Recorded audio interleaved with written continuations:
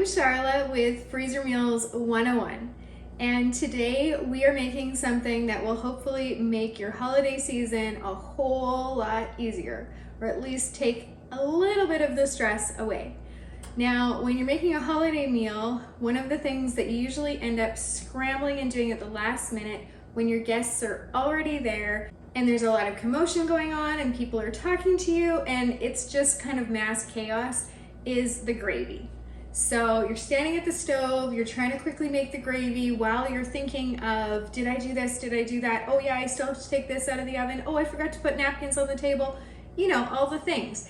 By making the gravy ahead, you can take out that little headache and that bit of last minute commotion, and you can relax a little more and enjoy the time you have with your guests. So what we're gonna do today is do this make ahead gravy. I've been doing this for years now. Where I got the idea is Jamie Oliver's Get Ahead Gravy. I saw it on a cooking show and have been making it ever since.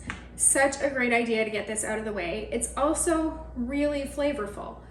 You're not going to be missing anything from not making your gravy with the turkey drippings because we're using chicken to make this gravy. So I have changed the recipe and adapted it over the years. And so while it still gives tribute to Jamie Oliver, it's gonna be quite different because it's my version of it. And I'm also using a little bit of what I had. Now, normally to make this gravy, you use chicken wings with the skin on. I am using some chicken wings today, but I am doubling or tripling the original recipe. And so I've also pulled out this bag from my freezer. And what this is the leftovers from a rotisserie chicken that I pulled most of the meat off of. And so these are the bones and some of the drumsticks and wings and things like that. And we're gonna use this so that we get all of that really good flavor. And this also had the skin on but was cooked before. So we're just gonna mix it all in. That way this doesn't go to waste.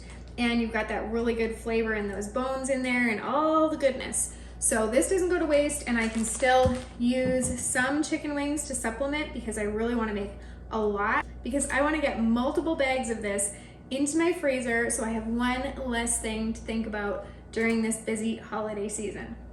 I'm just going to explain what we're going to do and then I will get things started. We're going to be cutting some, just rough chop, some carrots, some onions. I'm gonna peel the skin off the onions. I did wash the carrots really well, but I'm not peeling them or even taking the ends off because we're gonna be straining everything out. So we just need the good flavor out of here, and a lot of the nutrients are in the peel. So we're leaving the peel on, but did wash them well because you don't want dirt in your gravy. And we are going to be adding lots of seasonings. One tip for you is to pull all of your ingredients out so that you make sure you have everything before you get started. The reason I'm thinking of that is because today, as I was pulling everything out, I realized that I forgot to buy fresh sage.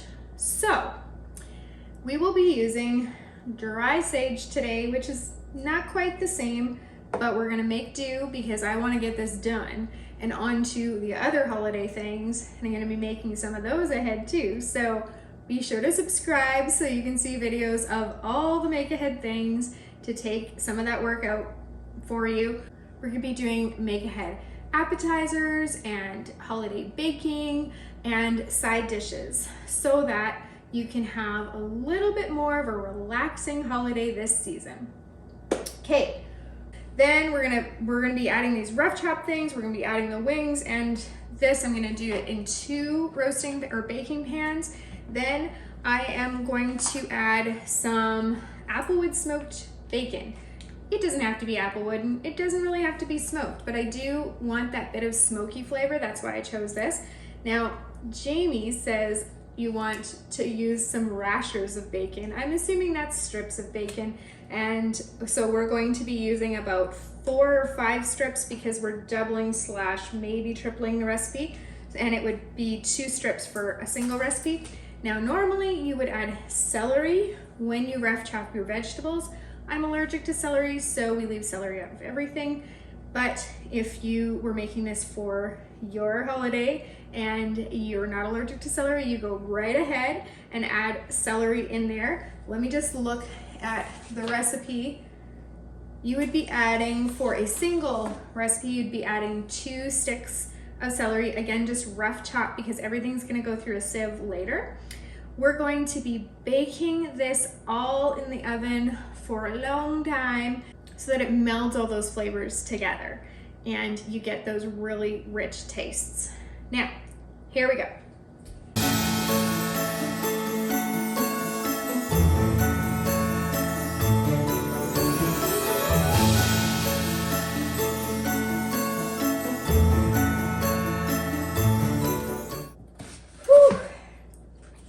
Oh my, we've got the crying happening from the onions. Whew. That is best to not happen on camera. Good thing I did not wear mascara today. Oh my. Okay, this is a strong one.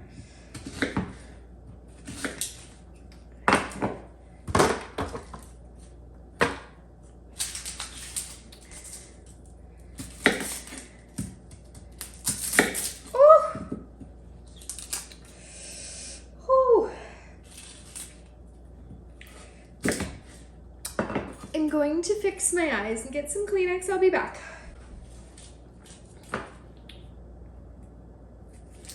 You know how there's some people that look all dainty and pretty when they cry?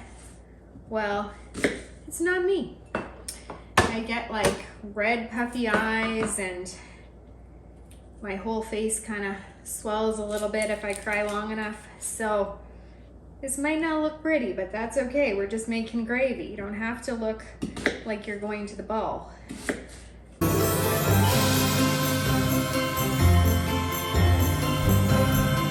Note to self, never again chop onions on camera.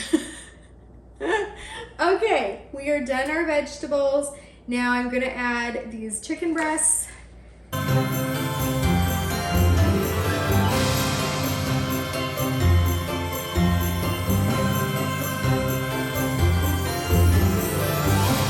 I've done a hand wash and now I'm just gonna add the seasonings and the bacon. So we're gonna add some bay leaves to each roasting pan. I'm going to add 3 to each.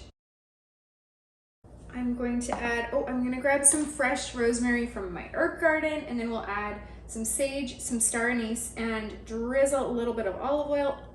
Bacon first, then olive oil.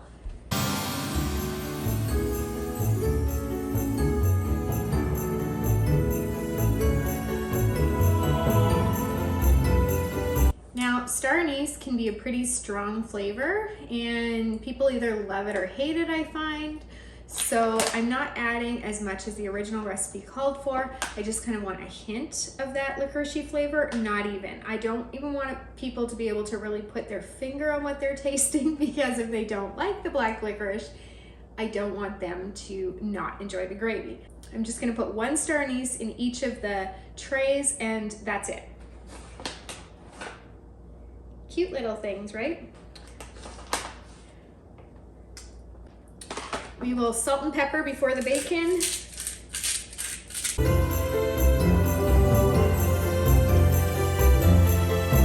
And our 2 rashers of bacon.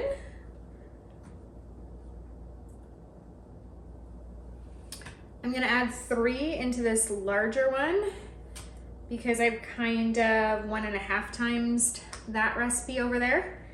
And you're gonna, with the hands again, I'm gonna wash them and then I'll drizzle the olive oil, and then these are going into the oven. I'll show you first what they look like though.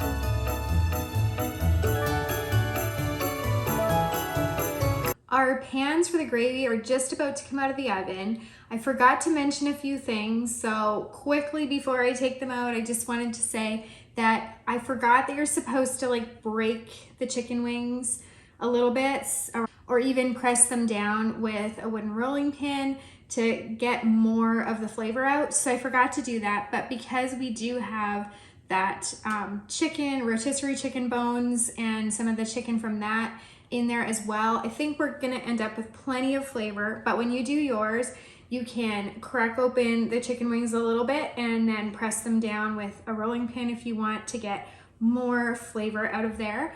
We're going to be pressing everything down a lot once they come out. What Jamie Oliver does, but I am not Jamie Oliver, is he takes his roasting pan, puts it on the stove top, heats it up, and then does the next part in there. Now, I don't have a roasting pan that does that, plus because I have 2.5 times the recipe, it wouldn't fit in there anyway. So I am going to do it in a large stock pot, and that's what I do every single year. I just take my largest stock pot, I do the next steps in there, and it's always worked out great. So if you like, you can do it on your stovetop, and if your roasting pan goes onto the stovetop and can heat up that way, or you can do it in a stock pot. This is not the first time that I have wished for smell-o-vision, but I seriously wish you guys could smell this. I think it's mostly because of the bacon, but also the seasonings in the chicken. The whole house is like wafting with this smell. It is going to be delicious. And if you're worried about this make-ahead gravy not being as flavorful as the gravy that you would make on that day, if you were able to smell this, you would know that that fear is not reality. I'm gonna go now and grab it out of the oven and show you guys the next steps. Now that you've transferred all of that baked goodness, it baked for an hour in a 350-degree oven. Now that you've transferred it into your stock pot or put it in the roasting pot and put it on low heat on the stove top, now you're just going to squish using a potato masher or a mix and masher or whatever you've got, and try to get all of it squished down as much as possible. We want to get all the flavor out. You're going to just press it down. Once that's done, you're going to add a little bit of flour, and then we're going to pour some boiling water on here. We're going to simmer it for 30 minutes. And once it's thickened and reduced, and we stir it some, like, you know, here and there during that time, then we're going to pour it through a colander into a large bowl so that we get out all the bones and the chunks, and our gravy has a really nice consistency. But I don't like to waste things, so everything that is on top of the colander and doesn't go into the gravy, we're going to reuse to make a homemade chicken broth. And I will put a link to a video on how to make homemade chicken broth for the freezer. Now for these particular ones, you're going to want to remember that there's bacon in here. So you're going to want to make a note with a permanent marker on the bag in case someone has a bacon allergy, and they're obviously not going to be expecting it in chicken broth. So you just want to remember that before you put it in your freezer. I have a brother who has a bacon allergy, so I'm always hyper aware of that and just being extra careful. Okay, so we've got our gravy, and it's the thickness that I want. If you want yours thicker, then of course you can add more flour in the flour step, or you can let it simmer for longer. But now, I'm not going to be able to do this all in one go. I used to have a huge colander, but I gave it to my daughter after she got married. And so I'm gonna have to use this smaller colander, and I hadn't thought about the fact that I was gonna need it for gravy because I only do this once a year. So we'll just do it in batches and see how that goes. Oh, I might need help.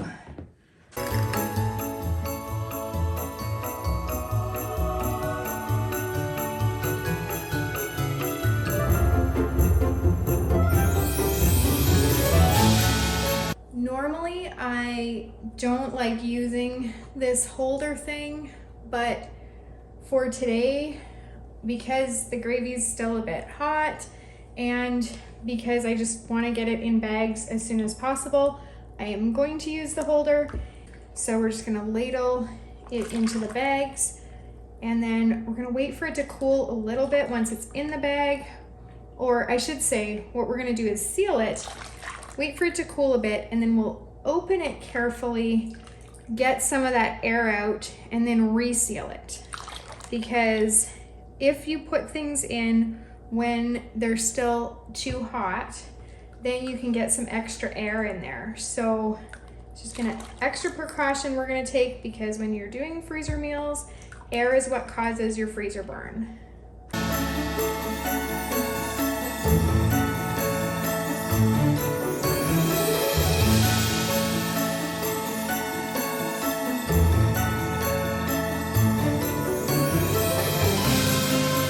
There you have it. The not very much like Jamie Oliver's, but kind of like Jamie Oliver's Get Ahead gravy, or as I just call it, my Make Ahead holiday gravy. I hope that helps simplify your holidays this year. This one was a little bit more of an involved recipe, but I will be doing some videos of Make Ahead Christmas breakfast, Make Ahead holiday appetizers, and oh yes, of course, holiday baking, because where would we be without holiday baking? Well, we might be a few pounds lighter, to be honest. But anyway, that's not the point. The holidays are all about eating. No, they're not, but it sure does make them more fun. Thanks for joining me today, and happy cooking.